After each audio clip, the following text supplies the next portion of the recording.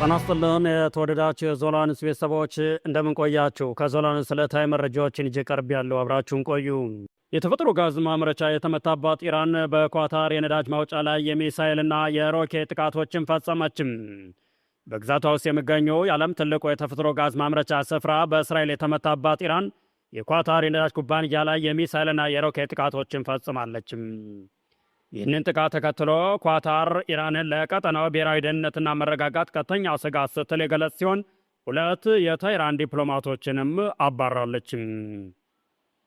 ትላንት እስራኤል ደቡብ ፓርስ የሚገኘው የፔትሮኬሚካል ተቋም የአየር ድብደባ ከፈጸመች በኋላ ኢራን፣ ኳታር፣ ሳውዲ አረቢያና የተባበሩት አረብ ኤሚሬቶች ውስጥ የሚገኙ የነዳጅ ማውጫ ስፍራዎች ላይ ያጸፋ ጥቃት እንደምትፈጸም አስጠንቅቃ ነበር።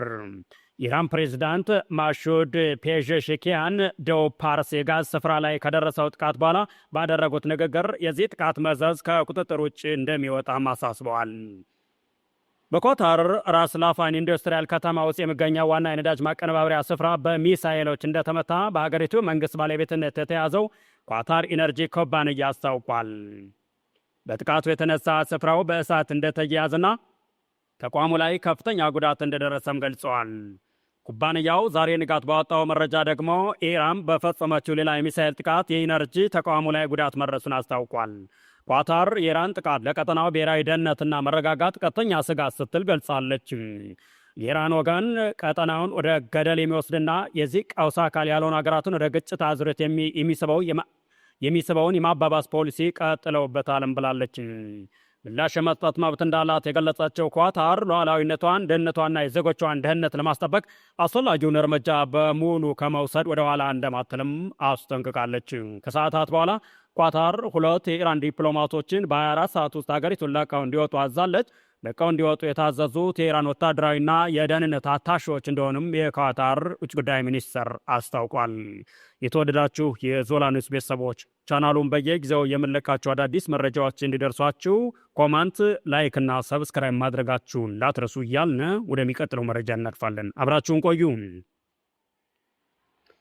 የውጭ ጉዳይ ሚኒስትር ማርኮ ሩቢዮ እና የመከላከያ ሚኒስትር ፔት ሄግሴት በሚኖርበት ወታደራዊ የጦር ሰፈር ላይ ማንነታቸው ያልታወቁ ድሮኖች ተገኝተዋል። በርካታ የሀገር ውስጥ ወታደራዊ የጦር ሰፈሮች በከፍተኛ ጥበቃ ስር እንዲውሉ ተደርጓል። በተጨማሪም ዩናይትድ ስቴትስ በዓለም ዙሪያ ለሚገኙ ሁሉም የዲፕሎማሲ ተቋማት ዓለም አቀፍ የደህንነት ማስጠንቀቂያ ወይም ግሎባል ሴኪሪቲ አለርት አውጥታለች። በኢራን ላይ እየተካሄደ ያለው ጦርነት አሁን ከ7000 ማይል በላይ ርቆ የሚገኝ አይደለም። ማንነታቸው ያልታወቁ ድሮኖችና ጦርነቱን በሚመሩበት በ2 ከፍተኛ ባለስልጣናት መኖሪያ ቤቶች ላይ እየበረሩ ይገኛሉ። አሜሪካ ከኢትዮጵያ ላይ $15,000 ቪዛ ማስያዣ ግዴታ ጣለች። የፕሬዝዳንት ዶናልድ ትራምፕ አስተዳደር ህገወጥ ስደት ለመቆጣጠር በሚል ባወጣው አዲስ መመሪያ ኢትዮጵያን ጨምሮ የ6 አዳዲስ የአፍሪካ ሀገራት ዜጋዎች ወደ አሜሪካ ለመግባት $15,000 ዋስትና ማስያዣ እንዲከፍሉ መወሰኑ ተሰምቷል። ከመጋቢት 24 2018 ዓ.ም ጀምሮ ተግባራዊ በሚሆነው በዚህ መመሪያ መሰረት ለንግድና ለቱሪስት ቪዛ የሚያመለክቱ የኢትዮጵያን ዜጎች ላይ እያንዳንዱ አመልካች $15,000 የአሜሪካ ዶላር በቦንድ መልክ ማስያዝ ይኖርበታል ብለዋል። ጎብኚዎቹ በቪዛቸው ከተፈቀደላቸው ጊዜ በላይ በአሜሪካ እንዲቆዩ ለመከላከል ነው። የውጭ ጉዳይ ሚኒስቴር ባለስልጣናት እንደገለጹ ተጓዦቹ በቪዛቸው በተፈቀደው ጊዜ ገደብ መሰረት ወደ ሀገራቸው ሲመለሱ ወይም ጉዞውን ሙሉ በሙሉ ሲሰርዙ የያዙትን ገንዘብ ተመላሽ ይደረግላቸዋል ብለዋል። ኢትዮጵያውያን ጨምሮ ካምቦዲያ፣ ጆርጂያ፣ ሌሴቶ፣ ሞሪሼስ፣ ማንጎሊያ፣ ሞዛምቢክ፣ ጊኒ፣ ሲሸልስ እና ቱኒዚያ አዲሱ መመሪያ የተጣለባቸው ሀገራት ናቸው። ቀደም ሲል ናይጄሪያን ጨምሮ 38 ሀገራት በዚህ ዝርዝር ውስጥ እንደነበሩም ይታወሳል። አሳዛኝ ዜና። በቀይ ባህር በጀልባ መስጠም አደጋ የበርካታ ኢትዮጵያውያን ወጣቶች ሕይወት አለፈ። በቀይ ባህር በደረሰ የጀልባ መስጠት ኢትዮጵያውያን ስደተኞች ከሳውዲ አረቢያ በረሃ ተጉዘው ወደ ኢትዮጵያ ሲመለሱ የብዙ ወጣቶች ሕይወት ማለፉም ተሰምቷል። መጋቢት 7 ቀን 2018 ዓ.ም ምሽት ከየመን ወደ ጅቡቲ ይጓዙ የነበሩ በርካታ ኢትዮጵያውያን ስደተኞች የጫነችው ጀልባ በቀይ ባህር ላይ የመስጠም አደጋ ደርሶባት የብዙ ተስፈኛ ወጣቶች ሕይወት ባህር ላይ ቀርቷል።